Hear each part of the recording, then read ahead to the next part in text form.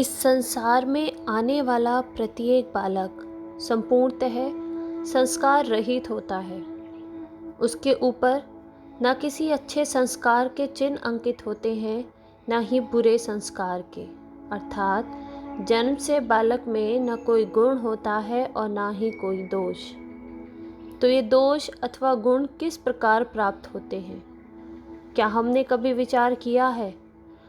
जो बात माता पिता के मुख से निरंतर सुनी जाती है, वही बात उनकी संतानों के हृदय का संस्कार बनती है। जैसे किसी गांव में नदी तट तक एक पगडंडी बन जाती है केवल उस मार्ग पर बार बार चलने के कारण।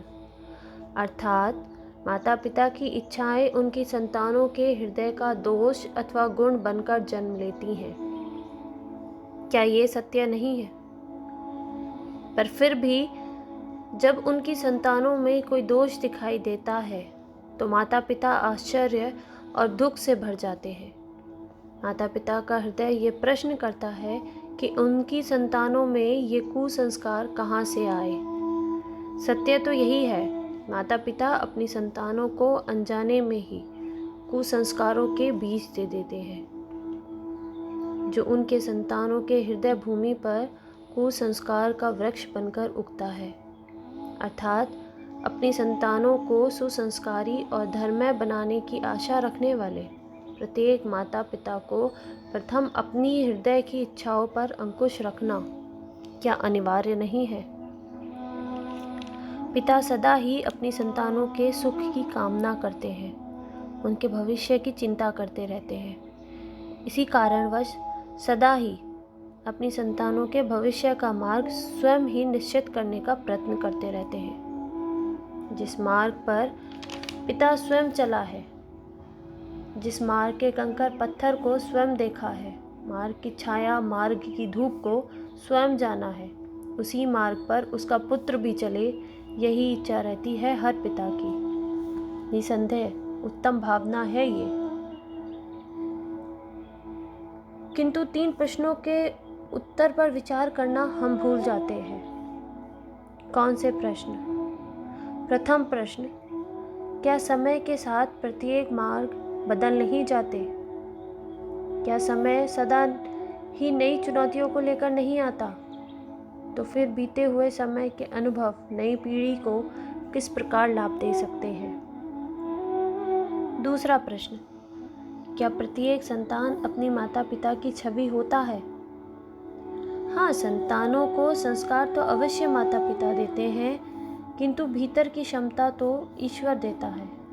तो जिस मार्ग पर पिता को सफलता मिली है, क्या विश्वास है कि उसी मार्ग पर उनकी संतानों को भी सफलता और सुख प्राप्त होगा?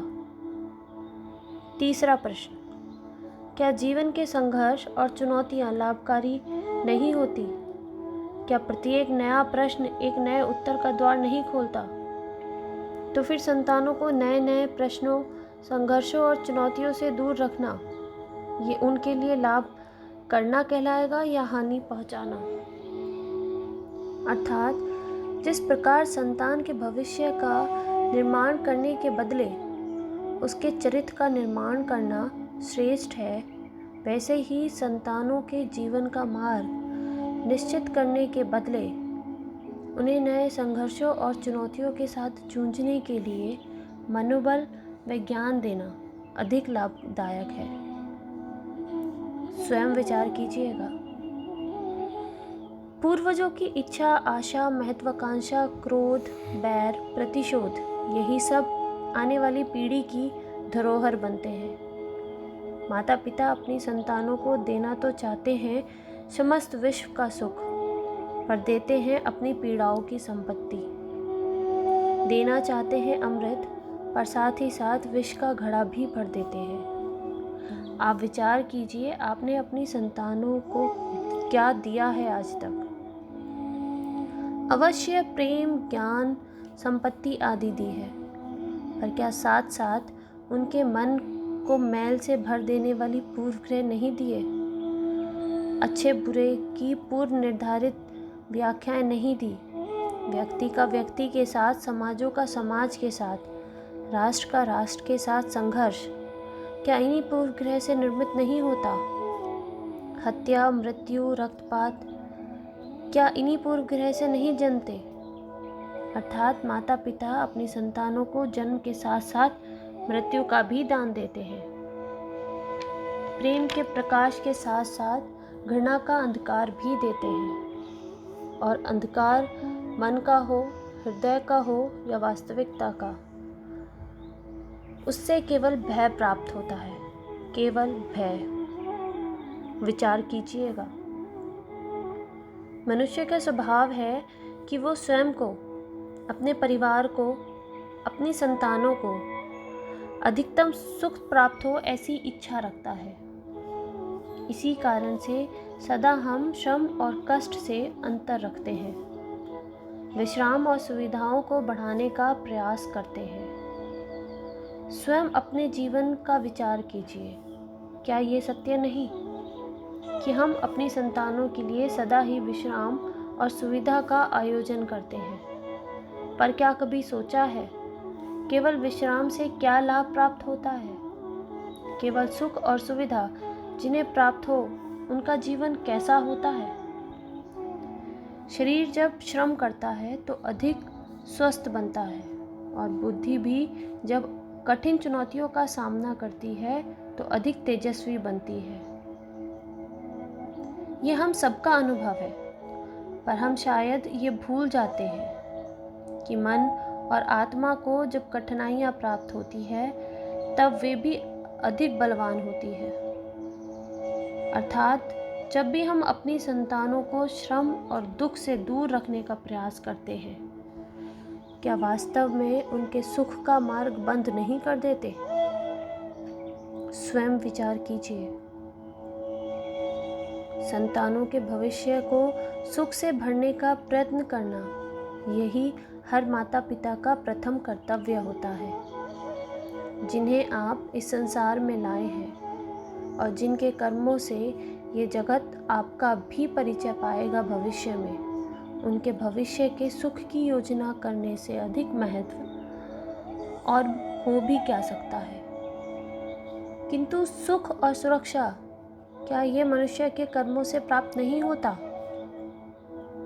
माता पिता के दिए हुए अच्छे या बुरे संस्कार, उनकी दी हुई योग्य अथवा योग्य शिक्षा क्या आज के सारे कर्मों का मोल नहीं?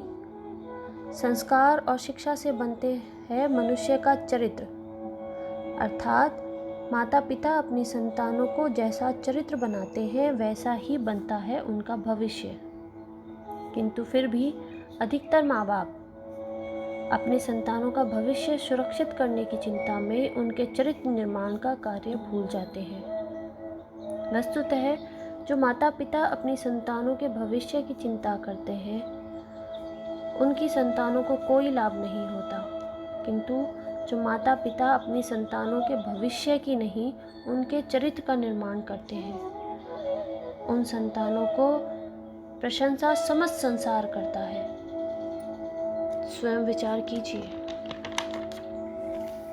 एक ही गुरु के पास शिक्षा प्राप्त करने वाले सारे शिष्य एक समान विद्या प्राप्त नहीं कर पाते।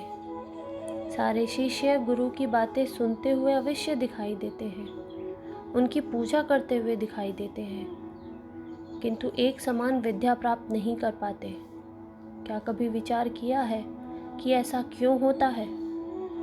सत्य तो यही है कि विद्या प्राप्त न कर पाने वाले शिष्य समर्पण का दिखावा तो करते हैं, किंतु समर्पण का वास्तविक अर्थ नहीं समझ पाते।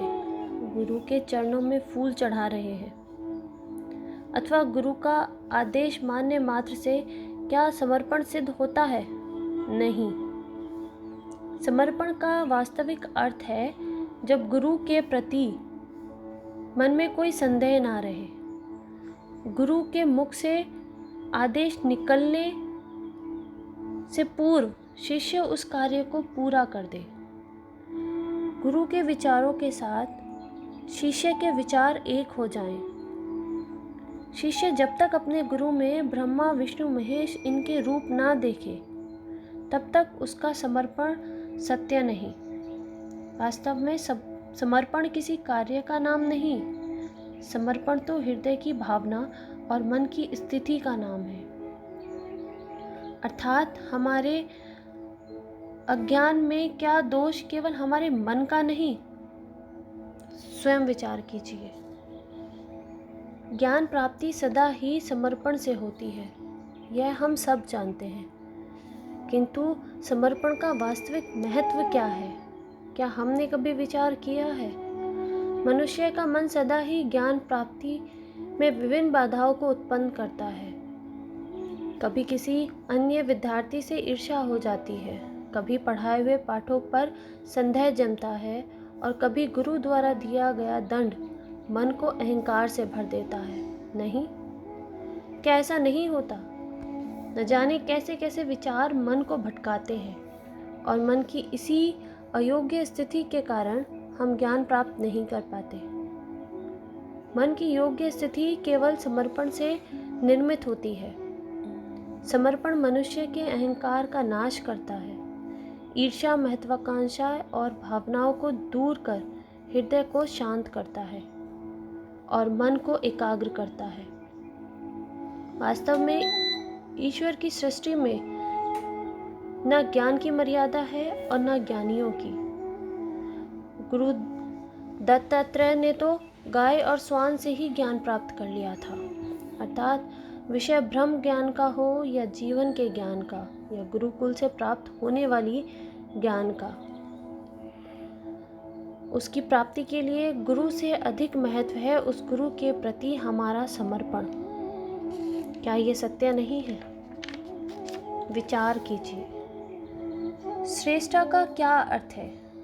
श्रेष्ठता का अर्थ है दूसरों से अधिक ज्ञान प्राप्त करना, अर्थात मूल्य इस बात का नहीं कि स्वयं कितना ज्ञान प्राप्त किया, मूल्य इस बात का है कि प्राप्त किया हुआ ज्ञान अन्य लोगों से कितना अधिक है। अर्थात श्रेष्ठता की इच्छा ज्ञान प्राप्ति को भी एक प्रतिस्पर्धा बना देती है। इस स्पर्धा में विजय अंतिम कब होती है? कुछ समय के लिए तो श्रेष्ठ बना जा सकता है, किंतु सदा के लिए कोई श्रेष्ठ नहीं रह पाता। फिर वही असंतोष, पीड़ा और संघर्ष जन्म लेती है। किंतु श्रेष्ठ बनने के बदले यदि उत्तम बनने का प्रयत्न करें तो क्या होगा? उत्तम का अर्थ है कि जितना प्राप्त करने योग्य है वो सब प्राप्त करना, किसी से अधिक पाने की इच्छा से नहीं, मात्र आत्मा की तृप्ति हेतु कुछ प्राप्त करना। उत्तम के मार्ग पर किसी अन्य से स्पर्धा नहीं होती, स्वयं अपने आप से स्पर्धा होती है। किंतु उत्तम बनने का प्रयत्न करने वालों को देर अबेर सारे ज्ञान प्राप्त हो जाते हैं, बिना प्रयत्न किए ही वो श्रेष्ठ बन जाते हैं। किंतु जो श्रेष्ठ बनने का प्रयत्न करते हैं वो श्रेष्ठ बने ना बने उत्तम कभी नहीं बन पाते। जब जब मनुष्य के सामने कोई विकट स्थिति आती है तो मनुष्य ईश्वर से प्रार्थना करता है, ईश्वर से यातना करता है कि वो स्थिति से उभरे। किंतु इस प्रार्थना का वास्तविक रूप क्या है? क्या ये हमने कभी विचार किया है? प्रार्थना का अर्थ है अपनी सारी आकांक्षाएं, सारी चिंताएं, सारे संकल्प विकल्प, अपनी सारी योजनाएं ईश्वर के चरणों में रख दें, अर्थात अपने कर्मों का फल क्या होगा इसकी चिंता ना करके धर्म के अनुरूप कर्म करना, ईश्वर की योजनाओं को अपनी नियति बनाना, यही प्रार्थना है ना। किंतु ईश्वर की योजनाओं को समझ पाना क्या संभव है? वो योजना तो हमारे कार्य के परिणाम के रूप में प्रकट होती है सदा ही। किंतु यदि कोई कर्म को ही त्याग कर दे, क्या वो प्रार्थना है? वास्तव में कर्म ही जीवन है और फल के प्रति मोह न रखना ही सच्ची प्रार्थना। जो प्रार्थना कर्म में बाधा बन जाए, मनुष्य को कार्य ही न करने दे, वो प्रार्थना है या पराजय? स्वयं विचार कीजिए। दोस्तों, अगर आपको मेरा ये वीडियो अच्छा लगा हो तो प्लीज़ लाइक, शेयर और कमेंट ज़रूर करें और मेरे चैनल को सब्सक्राइब करें। धन्यवाद।